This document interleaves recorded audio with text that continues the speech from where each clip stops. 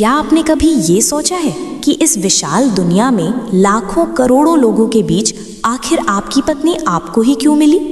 क्यों वही इंसान आपके जीवन में आया जो आपके सुख में मुस्कुराता है और आपके दुख में चुपचाप आपके साथ खड़ा रहता है?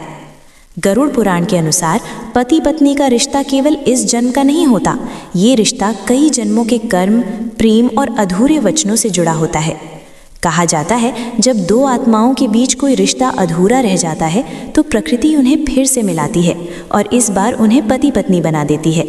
गरुड़ पुराण में बताया गया है कि पत्नी मिलने के पीछे सबसे बड़ा कारण होता है कर्मों का ऋण। पिछले जन्म में अगर किसी स्त्री के प्रति आपका कोई कर्ज रह गया हो, कोई वादा अधूरा रह गया हो या आपने उससे कुछ लिया हो जो लौटाना बाकी हो, तो वही आत्मा अगले जन्म में आपकी पत्नी बनकर आती है ताकि जीवन के इस सफ़र में आप दोनों मिलकर उस अधूरे हिसाब को पूरा कर सकें। कभी कभी ऐसा भी होता है कि दो लोगों के बीच पिछले जन्म में बहुत गहरा प्रेम होता है, लेकिन परिस्थितियाँ उन्हें अलग कर देती हैं। उनकी कहानी अधूरी रह जाती है। ऐसे में प्रकृति उन्हें फिर से मिलाती है और इस बार उन्हें पति पत्नी बनाकर एक साथ जीवन जीने का मौका देती है। शायद इसीलिए कुछ लोगों को पहली मुलाकात में ही ऐसा लगता है जैसे वे उस इंसान को पहले से जानते हों, जैसे दिल के किसी कोने में उसकी पहचान पहले से लिखी हुई हो। गरुड़ पुराण ये भी बताता है कि कभी कभी पत्नी का रूप लेकर वही आत्मा हमारे जीवन में आती है जिसे हमने पिछले जन्म में दुख दिया था, ताकि इस जन्म में हम उसकी पीड़ा को समझ सके और अपने कर्मों का संतुलन पूरा कर सके। इसी कारण कई बार पति पत्नी के बीच बिना कारण के भी मतभेद हो जाते हैं, क्योंकि ये केवल इस जन्म की कहानी नहीं होती, ये कई जन्मों की भावनाओं और कर्मों का परिणाम होती है। लेकिन एक और रहस्य भी बताया गया है। कुछ आत्माएं ऐसी होती हैं जो हर जन्म में एक दूसरे के साथ जुड़ी रहती हैं।